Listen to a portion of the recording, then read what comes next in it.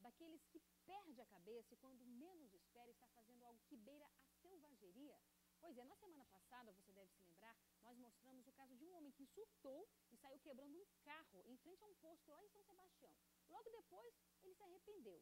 E hoje nós convidamos uma antropóloga que vai explicar o que leva alguém a sair do controle. Lia Zanotta, seja muito bem-vinda. Muitíssimo obrigada pela sua participação. Obrigada, aqui. É um prazer estar aqui. Dá pra gente analisar o que pode levar uma pessoa a cometer algo que normalmente, né, sai fora, totalmente fora dos padrões, entre aspas, ditos normais? Tem pessoas que só saem, têm um ataque de fúria e são normalmente calmas, mas então respondem um ataque de fúria botando a culpa no outro, mas geralmente, como aquele filme do Michael Douglas sobre Um Dia de Fúria, e é o mesmo caso, que acontece uma série de questões em que ele se vê impotente no dia a dia. Carros param em lugar errado, problema de trânsito. Nós temos um vídeo aí, ó, são essas imagens aí que nós vimos aqui semana passada. Então ele é gerente de um posto, parece cena de filme mesmo, desse filme mesmo que a senhora está falando aí, né? Parece cena de filme. Então ele simplesmente surta, o pessoal está fazendo uma fiscalização de rotina normal, fiscalização normal, e colocou o carro ali porque ele não queria conversar e tal. E aí, de repente, ele surtou, saiu quebrando o carro, olha só como é que ficou o estado do carro, ameaçando as próprias pessoas. Depois ele se arrependeu, enfim. Então, o que acontece? A pessoa, isso aí seria o quê? Ela chegou no limite da paciência dela, seria isso? Possivelmente. Houve vários atos que ele considerou contra ele. Entendi. Como se fosse um copo que vai enchendo, assim, de água. Aí seria uma gota. Seria uma gota. E aí, isso para aquelas pessoas que não têm normalmente esses ataques. Porque, na verdade, nós não deveríamos ter esses ataques dessa forma, porque a fúria é dirigida ao outro. Sim. E, portanto, é uma impotência muito grande. Então, você tem no dia a dia, fora de casa, na rua, você tem carros que param em lugares errados, você tem trânsitos impossíveis, você tem pessoas que não obedecem, então você quer fazer o outro obedecer. Então, tem uma tentativa controle sobre o outro. de controle sobre o outro. Se sente impotente e quer controlar o outro. Isso é perigoso, porque, na verdade, é como se fosse fazer uma justiça por conta própria. Entendi. Então, esse é um problema, porque, na verdade, se nós fôssemos todos, deveríamos nos controlar, não é? E deveríamos também ser um pouco mais civilizados. Quer dizer, ou seja, se você pensar na cultura brasileira, o número de acidentes de trânsito é absolutamente alto, o número de violência é alto, ataques de fúria às vezes são quase que ensinados, educados para crianças, aquela história de não para leve desaforo para casa. Não leve desaforo para casa. Ou seja, então ele responde imediatamente. Então você tem casos de homicídio que a gente fala, motivos fúteis. Fúteis por quê? Porque nada tem. Eu chamo você de... Você não vale nada, digamos assim, para não falar outra coisa. E aí ele responde com uma faca, num bar, entre amigos. Então, você tem uma resposta muito rápida. E desproporcional, né? Absolutamente desproporcional. Então, esse é o ponto, que o ataque de fúria é desproporcional. A pessoa, no caso, pôs o carro no lugar errado. Mas ele teve um ataque desproporcional.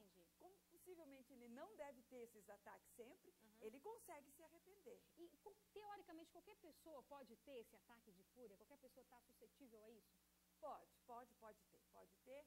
E, às vezes, tem ataques de fúria que são pequenos, ou seja, você está numa reunião, numa festa, e, de repente, você perde o controle, bate na mão, bate na mesa, joga um copo no chão, joga água em cima do outro, quer dizer, são ataques de fúria menores do que você arrebentar um carro. Agora, mas sim, não deixa de ser, pode acontecer, porque é essa relação de controlar o outro e impotência em relação ao que quer. Doutora, aquele velho contar de 1 até 10, muitas vezes funciona. Se a pessoa está ali, está vendo que está chegando no limite dela, ela centralizar, contar de 1 até 10, analisar a situação. Com certeza, porque você tem que voltar para você, para a questão, para ver, porque são duas coisas. Você se descontrola em função de um ato que é feito e você se descontrola porque você se sente extraordinariamente impotente. Então, se você fizer uma reflexão, você não resolve o caso do outro, mas você resolve uma contenção e você pode, então, fazer aquilo que deveria ser feito. Conversar, falar ou denunciar. Agora, uma pessoa que constantemente ela está tendo esses ataques, sejam uma proporção menor ou maior, é importante que ela faça um tratamento, que ela faça uma autoanálise, verifique o que está acontecendo? Eu acho que ou um tratamento, ou uma reflexão, ou um grupo de trabalho, porque é um pouco uma ideia de você controlar a sua própria raiva, porque... Que raiva todos nós sentimos também, com né? Com certeza. E se a gente tivesse ataques a cada momento de impotência ou de raiva, a convivência social seria muito difícil. Então, nós temos que aprender a argumentar, a resolver, saber que tem conflitos, e temos que pensar também numa cultura que seja mais respeitosa um ao outro, porque da mesma forma que este homem foi absolutamente agressivo e violento em relação ao outro com o seu carro, o fato de alguém ter deixado, como se nada fizesse, o carro num lugar que não podia, ou estacionar na segunda ou na terceira fila, como se nada fosse. Então, um pouco na cultura brasileira, você não pode se queixar, você faz, espera que ninguém se incomode, mas sim, todo mundo se incomoda. E, de repente, você tem esses ataques de fúria, mas deveriam ser controlados. Com certeza. E uma outra coisa que eu queria ver com a senhora falou que é muita questão de cultura também. Então, quer dizer, a forma que a gente cria os nossos filhos tem muito a ver com essa reação desproporcional? Ah, com certeza. Nós temos aqui uma cultura ainda de que os homens devem não levar desaforo para casa, especialmente os homens, que eles devem responder imediatamente, que eles devem controlar tudo.